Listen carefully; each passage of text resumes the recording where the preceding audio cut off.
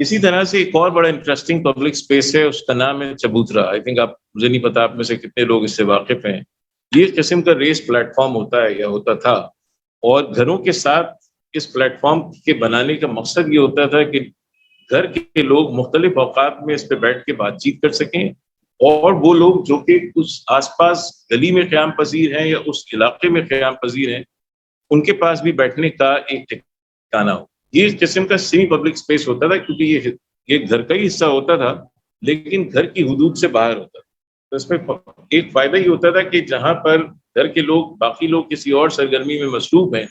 تو لوگ آ کے اس پہ بیٹھ جاتے تھے، بات چیت ہوتی تھی، اور اس کے نتیجے میں ظاہر ہے کہ ایک صحت مند ماحول اور ایک دوسرے کو سمجھنے کا ایک موقع ملتا تھا. انٹرسٹنگ بات یہ تھی کہ خواتین اور حضرات دونوں اس کو استعمال کرتے تھے. جو دن کے اوقات ہوتے تھے جس میں گھر کے افراد کام کے لیے یا تعلیم کے لیے گھر سے باہر ہوتے تھے، تو عام طور پہ جو گھریلو خواتین ہوتی تھیں دن بھر کے کام کاج کے بعد یا اس کے دوران جب ان کو وقت ملتا تھا، وہ یہاں کے بیٹھ جاتی تھیں اور ایک دوسرے سے بات بھی کرتی تھیں. کچھ ایسے کامن فنکشن جیسے کہ مثال کے طور پہ شادی بیاہ کے موقع پہ گوٹا کناری ٹاکنا ہے یا کوئی اور اس طرح کا کام کرنا ہے، یہ سب یہاں ہوتے تھے. یا کوئی ایسا کام جس میں کسی اجتماعی سرگرمی کی ضرورت ہے، تو یہ بھی آہستہ آہستہ ختم ہوتا جا رہا ہے. جن تمام نیبرہڈس کا میں نے آپ کے سامنے نام لیا،